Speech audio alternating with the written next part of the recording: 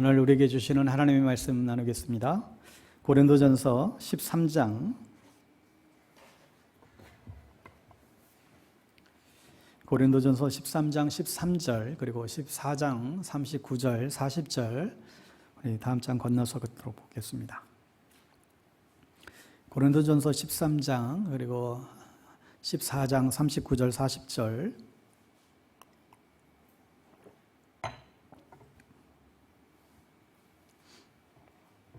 우리 찾으셨으면 우리 한 자리에서 일어나셔서 고린도전서 13장 우리 한 목소리로 같이 읽습니다. 시작. 그런즉 믿음, 소망, 사랑 이 세 가지는 항상 있을 것인데 그 중에 제일은 사랑이라. 아멘. 우리 14장 39절 40절도 우리 이어서 한 목소리로 같이 읽습니다. 시작. 그런즉 내 형제들아 예언하기를 사모하며 방언말하기를 금하지 말라. 모든 것을 품위 있게 하고 질서 있게 하라. 아멘. 오늘 성령 강림 주일에 성령의 사람, 성령의 교회라는 제목으로 하나님 말씀 증거하겠습니다. 그리스도인들에게 있어서 모든 주일이 다 소중하지요. 성령 강림절인 오늘은 더욱더 소중합니다. 기독교의 이 시작은 기원은 이제 부활절에 있습니다. 하지만 이 교회의 구체적인 출범은 오순절 성령 강림 사건으로 교회가 태동되었기 때문에 어떤 면에서는 이 오순절 성령 강림 주일이 굉장히 중요한 의미를 가집니다. 십자가에서 돌아가신 주님께서 3일 만에 부활하시고 또 이 땅에 40일 동안 계시다가 그리고 승천하시면서 남아있는 제자들에게 당부한 마지막 그 분부가 있습니다. 사도행전 1장 이제 4절 이하의 말씀인데요. 여러분 화면을 통해서 한 번 더 같이 읽죠. 4절 읽습니다. 사도와 함께 모이사 그들에게 분부하여 이르시되 예루살렘을 떠나지 말고 내게서 들은 바 아버지께서 약속하신 것을 기다리라. 그러면서 요한은 물로 세례를 받았지만 너희는 성령으로 세례를 받으라고 말씀하시면서 이렇게 또 말씀하세요. 잘 아는 1장 8절 말씀입니다. 오직 성령이 너희에게 임하시면 너희가 권능을 받고 예루살렘과 온 유대와 사마리아와 땅끝까지 이르러 내 증인이 되리라 하시니라. 9절도 같이 보죠. 이 말씀을 마치시고 그들이 보는 데 올려져 가시니 구름이 그를 가리어 보이지 않게 하더라. 자, 이때부터 제자들이 예루살렘을 떠나지 않고 마가의 다락방에 모여서 기도했는데 그때 모인 숫자가 120명이었다 성경은 기록하죠. 성령이 언제 임하셨습니까? 오순절 날에 그들이 한 곳에 모였는데 성령의 충만함을 받았어요. 이것이 첫 성령 강림의 사건이고 이 120명의 사람들이 그 원조교회인 예루살렘 초대교회의 창립 멤버들입니다.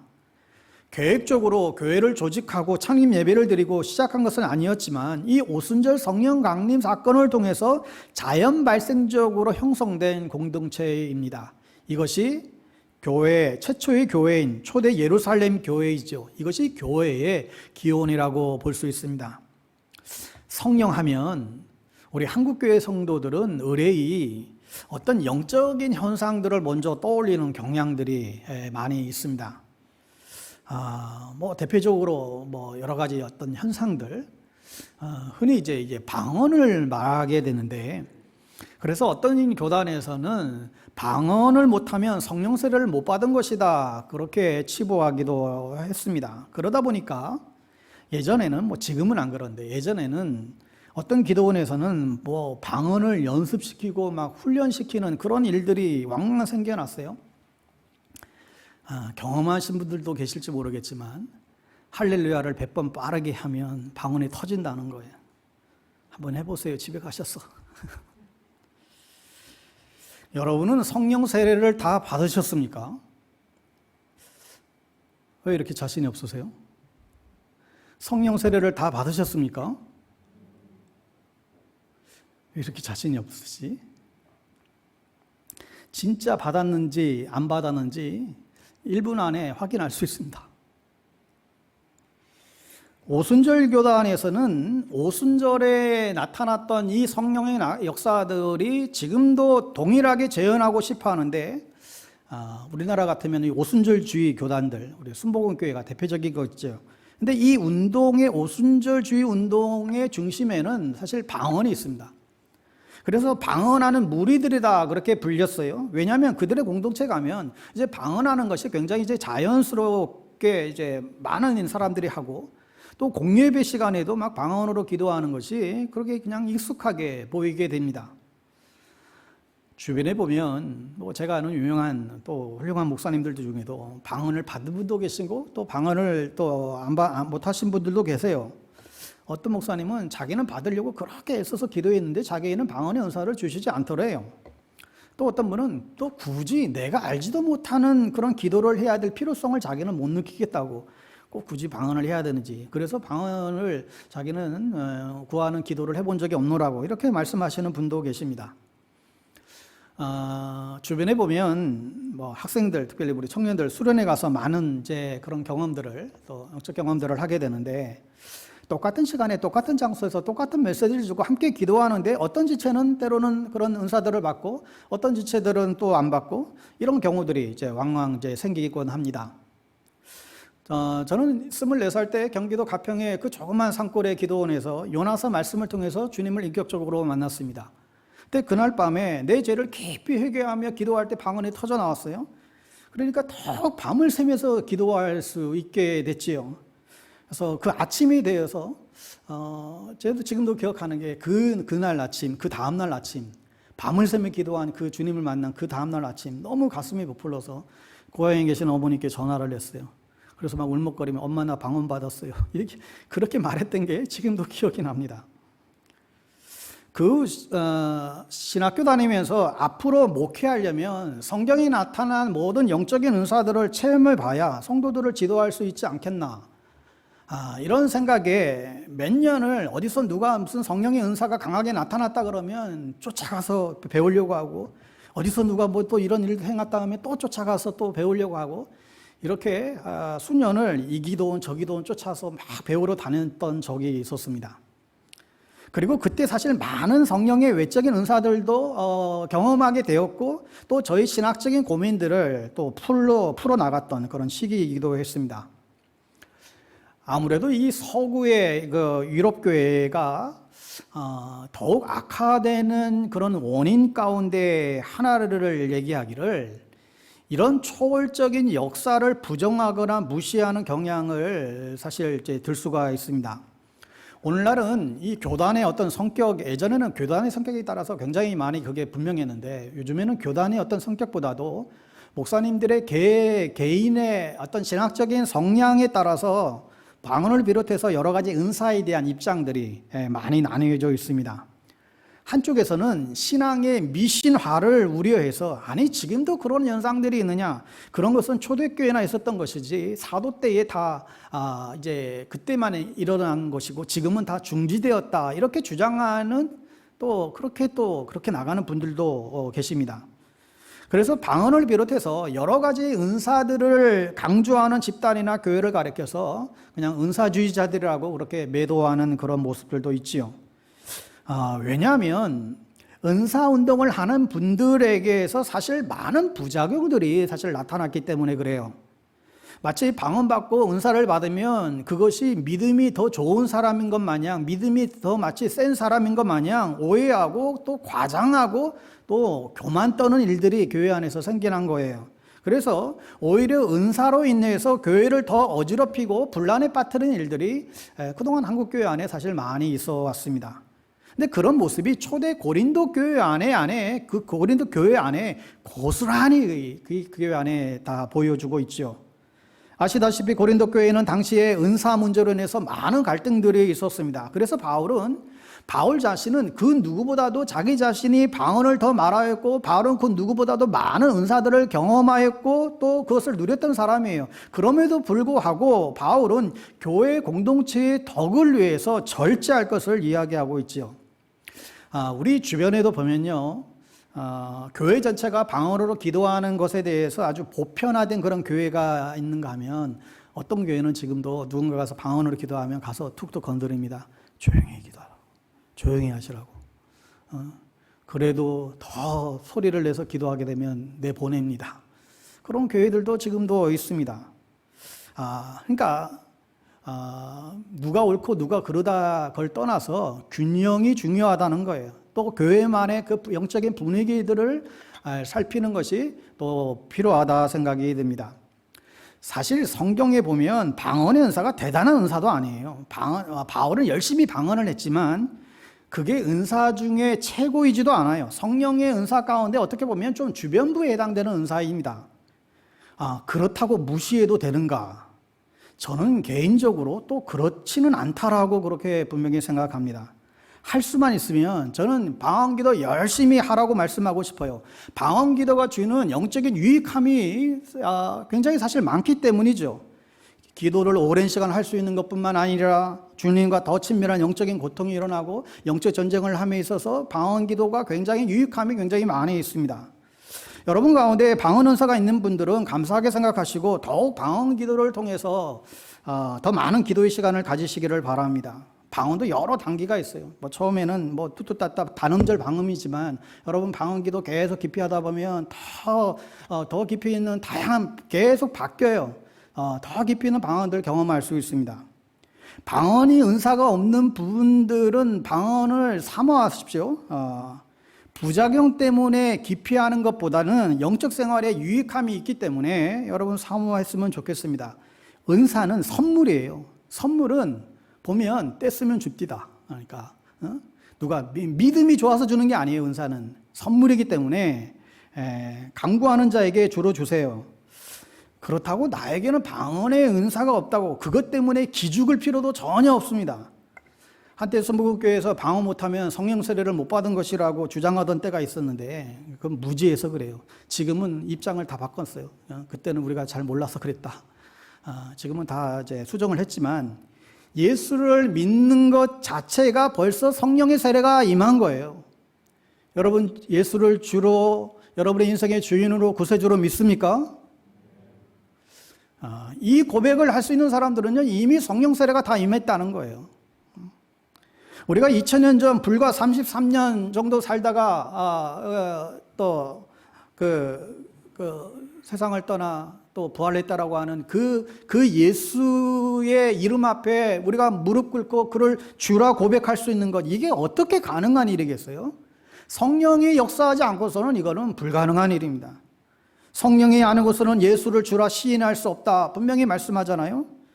그러니까 성령께서 어떤 사람에게는 방언의 은사를 주시고 또 어떤 사람에게는 다른 은사를 주시고 다양한 은사를 주세요. 그러니까 모든 사람들에게 다 똑같은 은사를 주신 게 아니에요.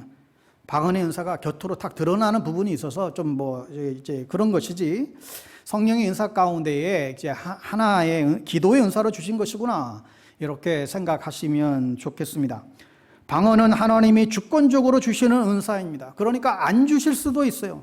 방언이 곧 성령 세례의 증표가 결코 아니라는 거예요. 방언보다도 더 중요한 것은 성령 세례를 받은 이후의 우리의 삶에 있습니다. 이제 모든 삶의 영역에서 성령님의 인도하심을 받을 수 있도록 그분께 당신의 삶의 주도권을 내어드리는 것이 더욱더 중요한 것이죠. 우리의 삶을 주님께 내어드리는 만큼 성령께서 우리를 통하여서 당신의 지혜와 권세와 능력을 주실 것입니다. 여러분들이 구분을 해야 될 것이 있는데 그것은 사도행전 처음 성령 강림 사건 때 있었던 방언의 현상과 고린도전서에 나타난 이 방언의 현상이 다르다는 것입니다. 성격이 좀 아주 달라요. 고린도 교회에 나타난 방언은 지금 우리들이 흔히 아는 그런 알아들을 수 없는 형태의 방언입니다. 그러나 앞에서 언급했듯이 방언으로 인해서 사실 많은 부작용들이 이제 곳곳에서 나타났기 때문에 우리는 처음 성령 강림 사건 초대교회의 사도행전의 2장에서 나타났던 그 방언의 처음 의미를 결코 여러분 놓치지 말아야 됩니다. 오순절 날에 이르러서 제자들이 갑자기 방언을 하기 시작했습니다. 처음으로 제자들에게 성령의 은사로 임했던 거예요. 근데 2000년 전 사도행전에 나타났던 그 방언은 지금 우리 오늘날처럼 사람들이 알아들을 수 없는 그런 천상의 언어의 방언이 아니었습니다. 여러분 사도행전 2장 5절에서 13절 말씀인데 좀 길지만 여러분 화면에서 쭉 같이 읽을게요. 그때에 경건한 유대인들이 천하 각국으로부터 와서 예루살렘에 머물러 있더니 이 소리가 나매 큰 무리가 모여 각각 자기의 방언으로 제자들이 말하는 것을 듣고 소동하여 다 놀라 신기하게 여겨 이르되 보라 이 말하는 사람들이 다 갈릴리 사람이 아니냐 우리가 우리 각 사람의 난고 방언으로 듣게 되는 것이 어찌 됨이냐 우리는 바데인과 메데인과 엘람인과 또 메소포타미아 유대와 갑바도기와 본도와 아시아 부르기아와 밤빌리아 애국과 및 구레네에 가까운 리비아 여러 지방에 사는 사람들과 로마로부터 온 나그네 곧 유대인과 유대교에 들어온 사람들과 그레데인과 아라비아인들이라 우리가 다 우리의 각 언어로 하나님의 큰 일을 말함을 듣는도다 다 놀라며 당황하여 서로 이르되 이 어찌된 일이냐 하며 또 어떤 이들은 조롱하여 이르되 그들이 세술에 취하였다 하더라.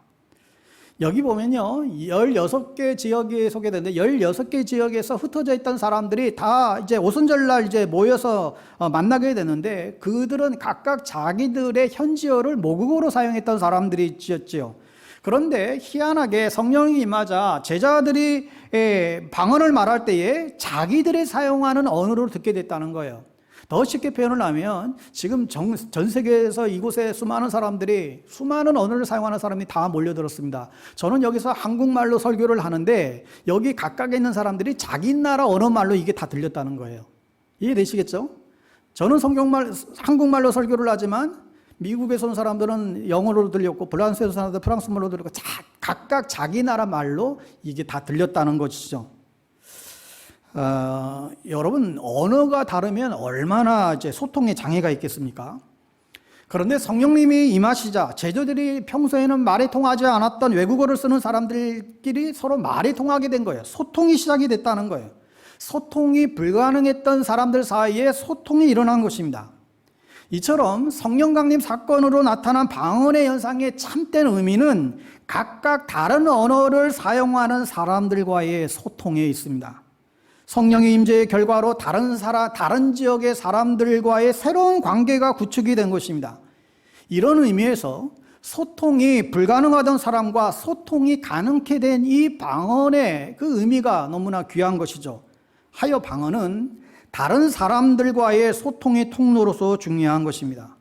그래서 사도행전 2장 41절에 의하면 제자들의 설교를 듣고 그날 그 자리에서 회개하고 예수를 믿은 사람이 3,000명이나 되었더라. 이렇게 소통이 되다 보니까 그 제자들이 생명과 사랑의 복음의 통로가 되었습니다. 창세기 11장에 가보면 그 유명한 바벨탑 사건이 나오지요. 고대 바벨론은 일찍이 문명국으로 이제 유명했습니다.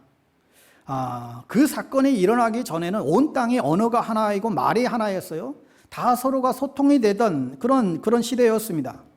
그런데 그들이 교만해져서 하늘에 탑을 쌓던 하늘에 닿는 높은 탑을 쌓자. 그래서 자신의 이름들을 더 높이자. 그래서 그들이 하나님처럼 아주 교만해지려고 한 것이죠.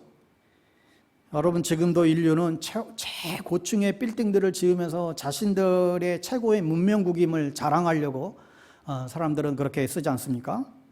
그러자 이 모습을 본 하나님이 인간들의 언어를 혼잡하게 해서 그것을 흩어버림으로 인해서 그 교만의 바벨탑을 이제 무너뜨린 것이죠. 그때부터 이 언어가 다 흩어지게 된 것입니다. 여러분 언어란 단순한 기호가 아니죠. 이해의 전달입니다. 따라서 언어의 혼란과 단절이란 곧 이해의 혼란과 소통의 단절을 가져오게 됩니다. 그래서 지배계급과 피지배계급 간의 불통이 마침내는 극심한 불신 사회를 조장해서 결국 그 시대의 공동체의 종말을 가져왔다는 것입니다. 여러분 오늘날도 우리 주변의 삶을 살아보면 주변을 보면 얼마나 많은 경우에 불통의 일들이 많이 일어나는지 모릅니다. 같은 언어를 사용하면서도 우리는 한 집안에서도 한 직장에서도 심지어는 교회에서도 말이 통하지 않습니다. 왜요? 우리 인간의 교만 때문에 그렇다는 거예요. 그런데 이와는 대조적으로 사도행전 2장에서 전하는 이 오순절 성령 강림의 사건으로 인해서 서로 다른 언어들을 말하기를 시작했지만 자신의 말로 알아듣는 소통의 역사가 일어났다. 오순절 성령 강림의 사건으로 인해서 무슨 출신과 문화와 계급과 세대와 성별의 모든 그 차이를 뛰어넘어 각 나라에서 온 모든 사람들이 성령 안에서 각각의 자신들의 목소리를 내고 대등하게 소통하고 서로의 뜻을 전달하는 가운데에 누구의 언어든지 용납되고 존중되는 그런 공동체, 이렇게 나의 말만을 고집하고 또 그런 것이 아니라 서로의 말에, 서로의 소리에 공감하고, 그래서 진정한 소통의 모델을 제시했던 사건이 바로 오순절 성령 강림의 방언의 현상이라는 것입니다. 하여 오늘 우리에게 정말 필요한 것이 무엇일까요? 오늘날 진부와 보수로 남과 여로 또 지역별로 대립하고 반목하고 있는 이 깨어진 세상 속에서 어떻게 화합과 평화와 일치를 추구하는 삶을 살아갈 수 있겠습니까? 다른 방법이 없다는 거예요. 바로 우리 안에 성령의 강림함으로 인해서 서로 소통할 수 있는 진정한 방언의 실천자로 살아갈 수 있어야 한다는 것입니다. 그럴 때에 사람과 사람 사이에 높이 쳐놓았던 담이 무너지고 예수 그리스도 안에서 가슴과 가슴이 통하는 이 놀라운 복음의 소통이 일어나게 된다는 것입니다. 그래서 이 사도 바울은 후에 고린도전서 14장 한 장 전체에 걸쳐서 이 방언에 대해서 할애를 하면서 설명하고 있어요. 고린도전서 14장 19절에 보면 그러나 교회에서 내가 남을 가르치기 위하여 깨달은 마음으로 5마디 말을 하는 것이 1만 마디 방언으로 말하는 것보다 나으니라. 사도 바울은 여러 가지 은사를 설명하면서 결국 교회의 가장 핵심적인 중심적인 은사는 말씀의 은사임을 강조하고 있어요. 그래서 자신이 분명히 깨달은 마음으로 5마디 하는 것이 1만 마디 방언으로 하는 것보다 낫다라고 얘기를 합니다. 그러므로 난고 방언으로, 그러니까 자기 자신의 알아듣는 복음의 소통이 일어나는 이 말씀 중심의 사역이 또 그 교회가 진짜 성령의 교회인 것이죠. 그래서 바울도 방언보다도 예언하기를 더욱더 힘써라. 이 예언은 미래를 예측하는 그런 그게 아니라 하나님의 말씀을 대언하면서 전달하는 것이 이게 예언이거든요. 그러니까 5마디 분명히 깨달은 말씀으로 전하는 것이 1만 마디 방언으로 말하는 것보다 낫다. 왜 그러냐? 분명한 구원의 도리를 정확하게 전달하면 사람이 그 복음을 듣고 회개하고 구원을 얻는 엄청난 역사가 일어나지만 방언으로 1만 마디를 누군가에게 가서 알아듣지도 못하는 말을 1만 마디를 했다고 해서 그 사람에게 무슨 유익이 있겠는가 하는 거예요. 사람을 진짜 변화시키고 세상을 변화시키고 역사를 변화시키기 위해서는 그 결정적인 게 뭐냐? 바로 이게 이 말씀의 역사라는 거예요. 방언이 아니에요. 이 말씀이 사람을 바꾸고 세계를 바꾸는 것이죠. 여러분 바라기는 여러분의 이 설교 시간도 때로는 지루하고 자장가처럼 들리는 사람들도 이 귀가 열려서 자신의 언어로 알아듣는, 그래서 정말 이 삭막한 우리의 가슴 속에 정말 그 복음의 그 애타는 주님의 그 음성을 들려지고 그게 소통되어지는 그런 귀한 역사들이 일어나게 되기를 바랍니다. 그래서 사도 바울은 성령의 어떤 외적인 현상보다도 거듭 말씀이 중요하다 강조하는 것입니다. 영락교회 고 한경직 목사님을 이제 볼 때에 굉장한 말씀의 사람이었다라고 볼 수가 있습니다. 근데 예전에 당시에 이 순복음교회 사람들이 아이고 그분은 방언도 못한다고 하는데, 그러면서 굉장히 많이 시비를 걸고 그러면서 자기네 교회로 많이 데리고 갔어요. 하지만 한경직 목사님은 말씀에 있어서는 굉장히 탁월한 은사를 가진 분임을 자타가 공인하셨죠. 그분이 말씀을 전하면 정말 아무리 학식이 많은 분들도 그분의 말씀의 권위 앞에 다 무릎을 숙였고 결코 가볍게 들리지 않고 그 가슴을 파고드는 그 메시지가 굉장히 많은 사람들에게 은혜를 끼쳤죠. 그래서 이 영락교회의 대부흥은 한경직 목사님의 이 말씀 사역과 깊이 관련되어 있습니다. 오늘날 많은 대형교회들이 있지만 지금도 그분을 쫓아갈 만한 분이 계신가, 그런 생각들을 해보게 됩니다. 그분은 말씀뿐만 아니라 그분의 삶 자체도 그렇게 평생을 청빈하게 살아가셨던 그런 분이셨지요. 그래서 그분의 영향을 받은 많은 성도들, 특별히 그 이북에서 피난 왔던 많은 신실한 성도들이 그분을 닮아서 그렇게 경건한 그리스도인들이 되어 오늘날 장로교회의 본인이 되어주곤 했습니다. 여러분, 교회의 중심은 말씀입니다. 그래서 교회는 말씀의 사람들이 이끌어가야 돼요. 그런데 말씀을 멀리하고 말씀을 귀 기울이지 않는 사람들이 교회를 이끌어가게 되면 반드시 그 교회 안에는 문제가 터지게 됩니다. 마귀를 이기는 결정적인 칼날이 하나님의 말씀이에요. 성령의 검이 하나님의 말씀이에요. 여러분, 우리 방배동 교회가 말씀에 충만한 교회가 될 수 있기를 바랍니다. 말씀 위에 바로 서서 바른 성령의 사람, 성령의 교회가 되기를 바랍니다. 또 방언 기도한다고 또 너무 또 이 나무라는 그런 교회들도 있잖아요. 그럴 필요도 없어요. 방언 기도하면서 더 뜨겁게 신앙생활 할 수 있으면 더 좋은 것이죠. 근데 또 방언 좀 한다고 교만 떨고 또 그냥 또 의시될 필요도 없어요. 여러분, 우리 교회 안에는 그런 분도 없지만 여러분, 그런 분들 한 분도 앞으로는 나오지 않게 되기를 바랍니다. 그럴 거면 아예 안 하는 게 나아요. 어떤 은사이든지 가장 아름답게 사용되는 성경의 방침이 뭐냐면 오늘 읽었던 말씀대로 모든 것을 품위 있게 하고 질서 있게 하라. 저는 이 표현이 너무너무 좋아요. 모든 것을 품위 있게 하고 질서 있게 하라. 그런데 고린도전서 12장 31절에 보면 바울이 말하기를 너희는 더욱 큰 은사를 사모해라. 내가 또한 가장 좋은 길을 너희에게 보이리라. 그러니까 앞에서 말씀의 은사도 나오고 또 방언의 은사도 나오고 방언 통역의 은사도 나오고 병고치는 은사도 나오고 많은 은사들을 다 소개한 다음에 더욱 큰 은사를 사모하라고 주님 이제 바울은 얘기해요. 이 언어성에 보면 이 은사가 복수로 나오게 됩니다. 그러니까 이 카리스마 아니라 카리스마타 이 복수형을 써요. 그러니까 이 은사들 더욱 큰 은사들을 사모해라. 그러면 더욱 큰 은사들이 뭐냐? 그래서 13장에 넘어가면서 마지막에 가면 뭐예요? 믿음과 소망과 사랑. 이 세 가지는 항상 있을 것인데 믿음의 은사와 소망의 은사와 사랑의 은사, 이게 더 큰 은사라는 것입니다. 여러분, 사람이 똑똑하면 뭐합니까? 믿음이 없는데. 교회 안에 똑똑한 사람은 많은데 믿음 없는 사람들도 또 얼마나 많이 있는지요. 더 큰 은사가 있다. 첫째는 믿음의 은사다. 여러분, 믿음이 강해야 됩니다.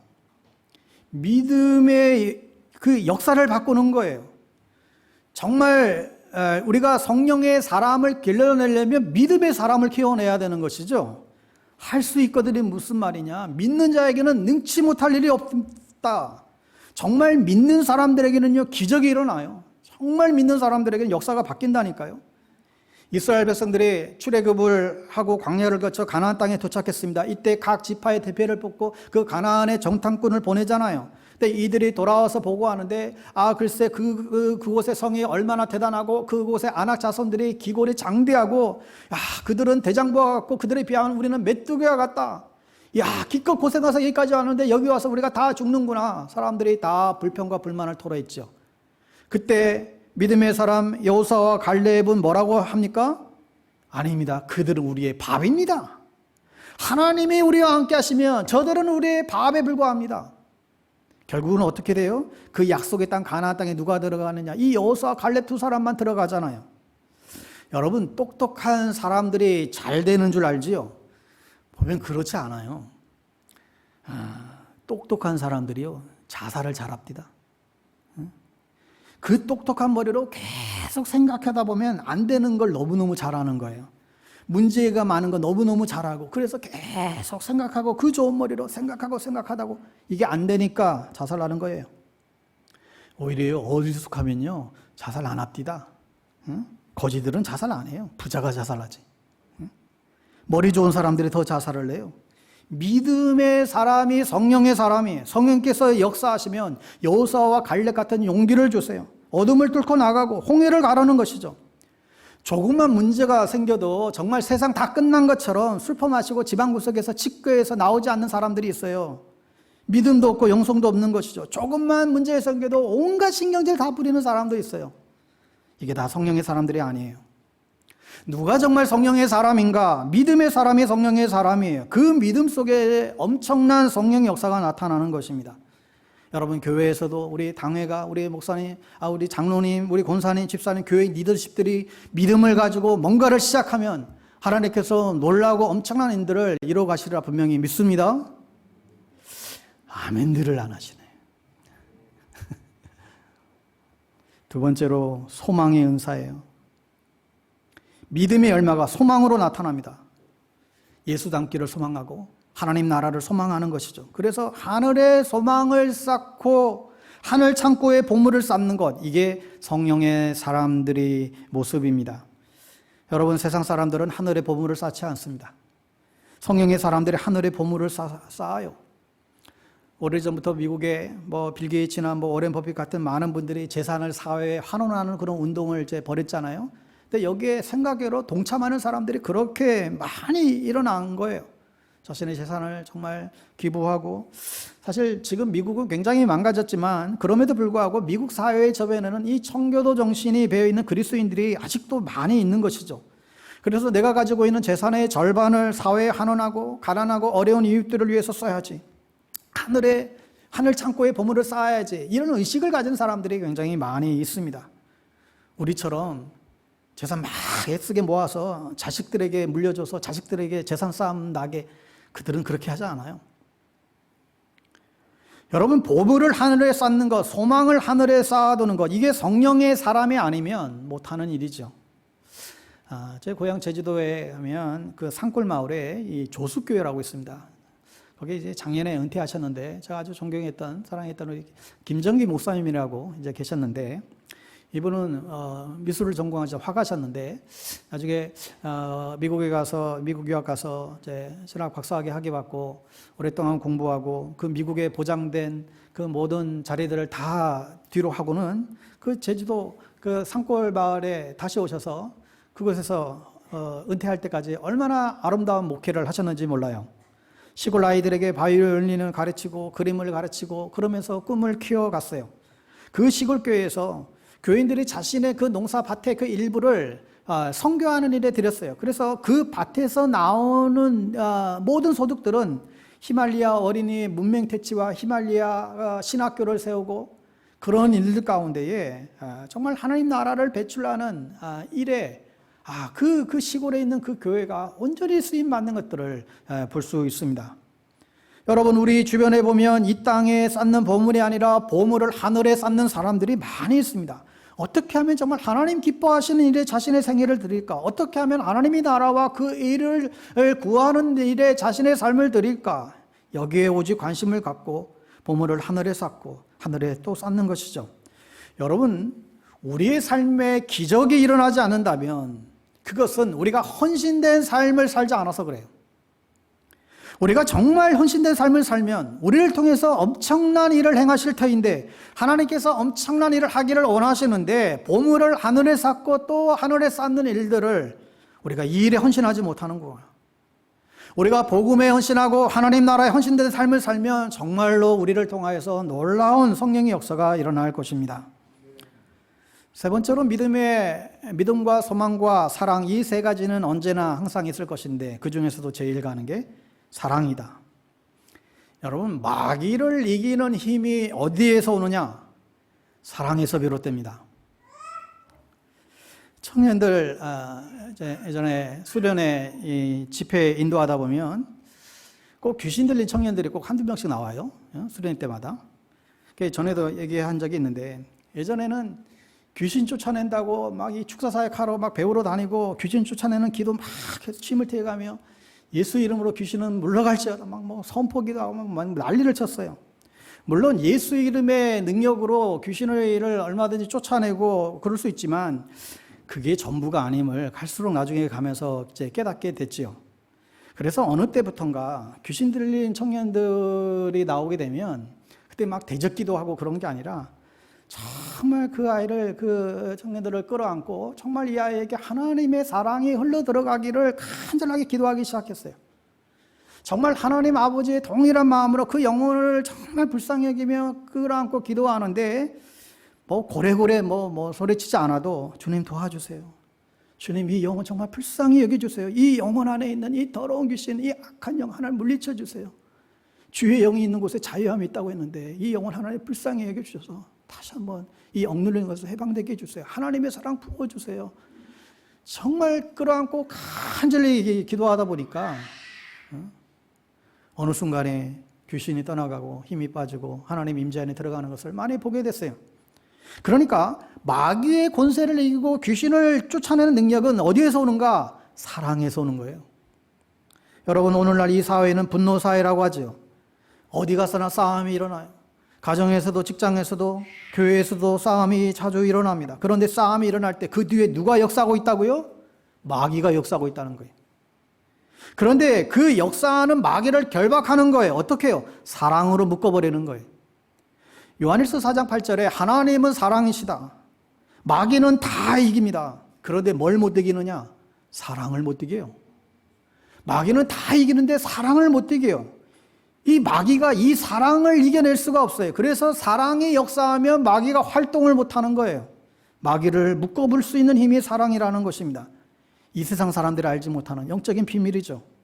여러분, 우리가 살아가면서 여러 가지 문제에 시달리고 또 그 문제에 부딪힐 때마다 마음에 되새겨야 될 것은 사랑하면 교회 안에서도 가정 안에서도 마귀가 역사하지 못할 것이다. 사랑해야 하는 거구나. 어떤 때는 막 화가 날 때가 있지 않습니까? 아니, 어떤 저런 인간이 다 있나? 막 화가 나서 막 이럴 때가 있잖아요. 그러면 순간적으로 내가 지금 마귀에 지금 사로잡히려고 하는구나. 빨리 눈치를 채고 미운 생각이 올라오는 그 자체가요. 어쩌면 이게 우리가 우리가 마귀에게 지금 사로잡히는 거예요. 그래서 다시 생각을 가다듬고 마음을 새롭게 하고 사랑을 하려고 애쓰게 되면 또 상황이 또 선하게 또 바뀌는 것을 보게 됩니다. 여러분, 믿음과 소망과 사랑은 어디나 있어야 되는데 진짜 성령으로 충만한 교회는 믿음과 소망과 사랑으로 가득 찬 교회가 되어야 한다는 것입니다. 그런데 이 세 가지가 다 중요한데 그 중에서도 가장 중요한 것이 사랑이라는 거예요. 그래서 성령의 교회는 위로는 하나님을 사랑할 줄 아는 사람들을 길러내는 것이고, 옆으로는 내 이웃과 내 몸처럼 사랑하는 사람들을 길러내는 교회가 진짜 성령의 교회라는 것입니다. 우리의 민족과 이웃과 세상을 하나님 앞에서 책임질 줄 아는, 그들을 위해서 헌신하고 섬길 줄 아는 그런 위대한 인물들, 그런 사람들을 길러내는 교회가 성령의 사람들이 가득한 성령의 교회라고 생각합니다. 그리고 하나님은 그런 사람들과 그런 교회에 함께 하시겠다라고 약속해 주고 계세요. 아무쪼록 오늘 성령 강림 주일을 예배를 드리며 다시금 우리가 성령의 사람, 또 우리가 성령의 교회로 충만케 되므로 우리 방배동 교회가 세상을 살리고 하나님의 의와 사랑과 평화를 세워가는 위대한 교회로 발돋움하는 귀한 역사가 있게 되기를 주의 이름으로 축복합니다. 기도하겠습니다. 좋으신 하나님, 우리에게 성령으로 임재하여 주셔서 감사합니다. 죄로 인해 막혔던 우리의 담을 허물어 주시고 주님과 소통하고 사람들과 소통할 수 있도록 2000년 전에 역사하셨던 성령님께서 오늘 이 시대에도 동일하게 역사해 주셔서 감사를 드립니다. 오늘도 우리에게 충만히 임하셔서 복음이 소통하는 역사가 일어나게 하시고 성령의 충만한 은사를 오늘도 내려 주시옵소서. 무엇보다도 믿음과 소망과 사랑의 은사를 통하여 우리 방배동 교회가 하나님의 의와 사랑과 평화를 이루어가는 성령의 교회 되게 하여 주시옵소서. 예수님의 이름으로 기도드립니다.